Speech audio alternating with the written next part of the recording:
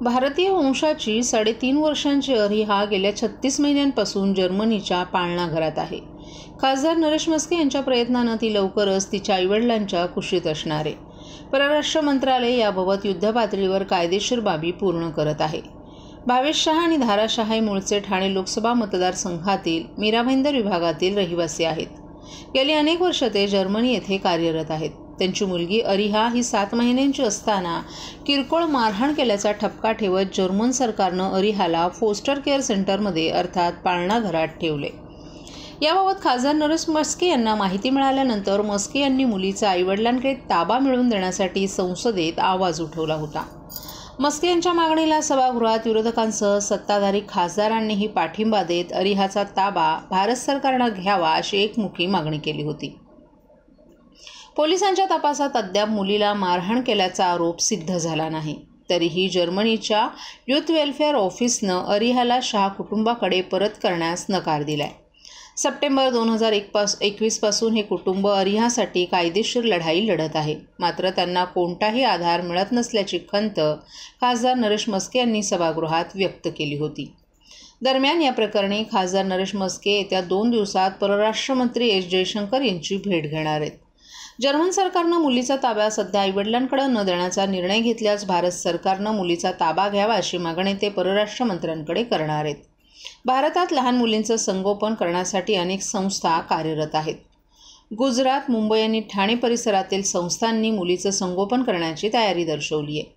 अशा संस्थांकडेही अरिहाचा ताबा दिला जाऊ शकतो अशी विनंतीही ते परराष्ट्र मंत्र्यांकडे करणार असल्याचं त्यांनी स्पष्ट केले। खासदार म्हस्के यांच्या या भावनिक कार्याची देशभरात चर्चा होत असून जैन धर्मीयांनीही त्यांचे आभार मानलेत। खासदार म्हस्के यांच्या प्रयत्नांमुळे परराष्ट्र मंत्रालयानं तातडीनं पावलं उचलायला सुरुवात केली असून जर्मन न्यायालयात कायदेशीर बाबी पूर्ण केल्या जात आहेत। परराष्ट्र मंत्रालयानं पाठपुरावा केल्यानंतर आता भावेश शहा आणि धारा शहा या आईवडिलांना आठवड्यातून 2दा मुलीला भेटण्याची परवानगी देण्यात आली आहे। तसंच मुलीला मंदिरातही घेऊन जाण्याची तयारी जर्मन सरकारनं दर्शवली आहे। अरिहा शहा नावाची आमच्या ठाण्यातील 3.5 वर्षाची मुलगी जर्मन सरकारच्या ताब्यात आहे। तिचे आईवडील तिचा ताबा मागतायत, परंतु तिला सांभाळण्याकरता त्यांनी निष्काळजीपणा दाखवला या आरोपाखाली जर्मन सरकारने त्या मुलीला ताब्यात घेतलेला आहे। त्याची आई वणवण भटकते आणि हा विषय मी संसदेत मांडला होता। संसदेमध्ये सत्ताधारी पक्षांबरोबर विरोधी पक्षाच्या खासदारांनी या मागणीला माझा पाठिंबा दिला आणि सगळ्यांनी ही एकमुखी मागणी करून संसदेमध्ये त्या मुलीला ताब्यात आणण्याकरता भारत सरकारच्या ताब्यात आणण्याची मागणी केली। विदेश मंत्रालयाकडून मला पत्र आलेलं आहे विदेश मंत्रालयाकडून की त्या मुलीला ताब्यात आणण्यासाठी ताब्यात घेण्याकरता आम्ही प्रयत्न करतोय। तोपर्यंत त्या मुलीला आईवडिलांना महिन्यातनं 2दा भेटायला परवानगी आम्ही देण्यास जर्मन सरकार देईल। त्याचबरोबर तिला देवळात घेऊन नेता येईल अशा पद्धतीने जर्मन सरकार मान्य करत आहे। परंतु ती मुलगी आपल्या ताब्यात येणं गरजेचं आहे। तिच्या आईची इच्छा आहे, तिच्या वडिलांची इच्छा आहे। ती जैन धर्मीयांची मुलगी आहे। शाकाहारी मांसाहारी हा मोठा विषय जैन धर्मियामध्ये आहे। ती मुलगी मांसाहारी होऊ नये यासाठी तिच्या आईचे प्रामाणिकपणे प्रयत्न आहेत।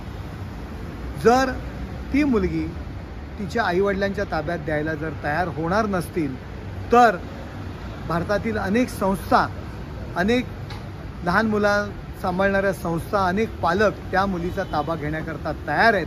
अशा पद्धतीची पत्रसुद्धा ते देण्यासाठी तयार आहेत। माझी विदेश मंत्रालयाला मागणी आहे की लवकरात लवकर ती मुलगी भारतात आणावी आणि भारतीय संस्कृती, भारतीय संस्कारात तिला वाढवू देण्याकरता मदत करावी।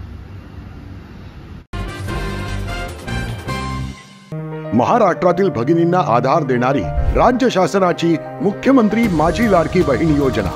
या योजनेअंतर्गत अल्प उत्पन्न गटातील 21 ते 65 वयोगटाच्या भगिनींना मिळणार दरमहा 1500 रुपयांची मदत। अर्ज करण्यासाठी 31 ऑगस्ट 2024 पर्यंत मुदतवाढ।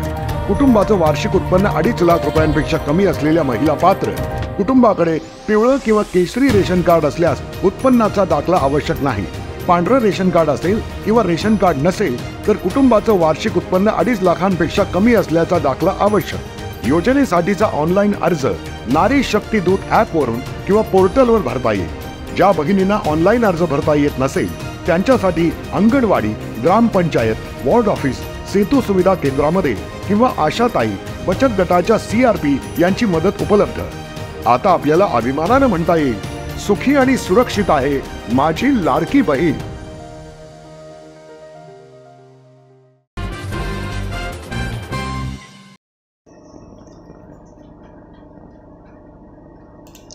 महाराष्ट्रातील संभाजीनगर येथील रहिवासी असलेल्या रिद्धी जयस्वाल यांनी टेंभीनाका संकुल येथे दहीहंडी उत्सव आणि पुढील महिन्यात पोर्तुगीज येथे होणाऱ्या जागतिक स्पर्धेच्या निमित्तानं मुख्यमंत्री एकनाथ शिंदे यांची भेट घेतली आहे, तसंच त्यांचे आशीर्वाद घेतले। यावेळी जागतिक स्पर्धेत जिम्नॅस्टिकमध्ये भारतासाठी सुवर्ण पदक जिंकूनच आपण परतू असं आश्वासनही त्यांनी मुख्यमंत्री एकनाथ शिंदे यांना दिले। प्रीती जयस्वाल या संभाजीनगरमधील एका सामान्य घरातून आली असून घरची आर्थिक परिस्थितीही चांगली नसताना तिच्या पालकांनी तिला खेळात प्रोत्साहन दिलं आणि तिला जिम्नॅस्टिकमध्ये विश्वविजेते बनवण्याचा निर्णय घेतला। याशिवाय रिद्धी जयस्वालनं कझाकिस्तानमध्ये भारतासाठी एक पदक जिंकले।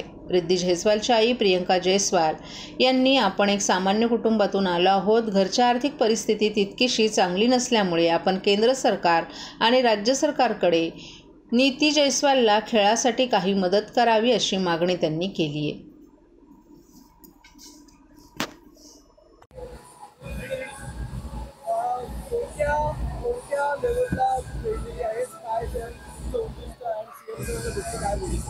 मागच्या 2 वर्षापूर्वी मी कझाकिस्तान इथे झालेल्या एशियन चॅम्पियनशिपमध्ये 3रा क्रमांक पटकावला होता आपल्या भारताला आणि आता माझं सिलेक्शन झालं आहे युरोप पोर्तुगल इथे वर्ल्ड चॅम्पियनशिपसाठी।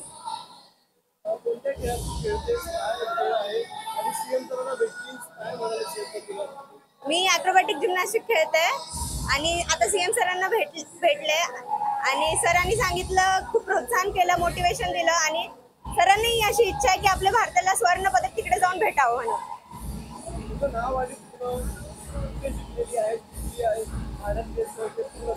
माझं नाव रिद्धी सचिन जयस्वाल। मी आधी 2 नॅशनल्स खेळली आणि 1 इंटरनॅशनल खेळली आणि आता सिलेक्शन झालं युरोपसाठी।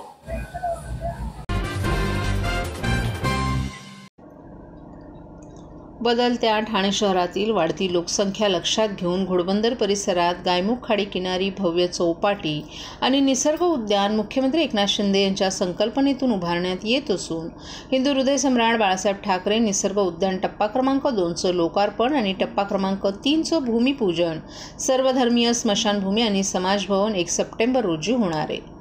शहर स्वच्छ सुंदर मुख्यमंत्र्यांचं शहर बनवण्याचा प्रयत्न आहे। या कामाचा पाहणी दौरा आमदार प्रताप सरनाईक आणि ठाणे महानगरपालिकेचे आयुक्त सौरभ राव यांनी केला। लोकसंख्या वाढताना शहरात सर्वधर्मीय नागरिकांची मागणी स्मशानभूमी कब्रस्तानसाठी होत होती। त्याचसाठी आपण स्वतःच्या मालकीची जागा ठाणे महानगरपालिकेस हस्तांतरित करून या ठिकाणी सर्वधर्मीय स्मशानभूमी उभारण्यात येत असल्याचं त्यांनी सांगितलं। गॅस दैनीवर अंत्यसंस्कार करण्याची व्यवस्था असणार असून त्यासोबतच मुस्लिम, ख्रिश्चन, बोहरी, धर्मीय लिंगायत, जैन समाज यांच्यासाठी सुद्धा योग्य ती स्वतंत्र व्यवस्था या ठिकाणी करण्यात आली आहे। विशेष म्हणजे शहरातील प्राणीमित्रांची मागणी होती, त्यानुसार पाळीव प्राण्यांवर अंत्यसंस्कार करण्यासाठी या ठिकाणी स्वतंत्र व्यवस्था करून दिली जात असल्याचंही प्रताप सरनाईक यांनी सांगितलं। राज्याचे मुख्यमंत्री एकनाथ शिंदे साहेबांचा 1 तारखेला त्यांनी दौरा ठेवलेला आहे विविध विकास प्रकल्पांसाठी। प्रामुख्यानं शिवसेना प्रमुख आदरणीय बाळासाहेब ठाकरे चौपाटी टप्पा क्रमांक 2 आणि बाळासाहेब ठाकरे चौपाटी टप्पा क्रमांक 3चं भूमिपूजन आणि 2चं लोकार्पण असा कार्यक्रमसुद्धा आम्ही त्या दिवशी ठेवलेला आहे, जेणेकरून ठाणेकरांना जसं कोलशेतला एक आपण चांगलं उद्यान महापालिकेच्या माध्यमातून सर्वसामान्य जनतेसाठी खुलं करून दिलेलं आहे, तसंच उद्यान हे उद्यान नव्हे तर त्याहीपेक्षा एकदम निसर्ग सौंदर्य लाभलेली जागा महापालिका हद्दीतील नागरिकांना गायमुख चौपाटीच्या माध्यमातून मिळणार आहे। त्यामुळे त्याचं लोकार्पणसुद्धा मुख्यमंत्र्यांच्या हस्ते 1 तारखेला दुपारी 12 वाजता होणार आहे। हे सगळी जी कामं आहेत ते मुख्यमंत्र्यांचं ठाणं आणि मुख्यमंत्री या सर्व कामांसाठी विशेष आग्रह करत असतात आणि ते आमच्या माध्यमातून लोकांपर्यंत पोहोचवण्याचं काम करत असतात।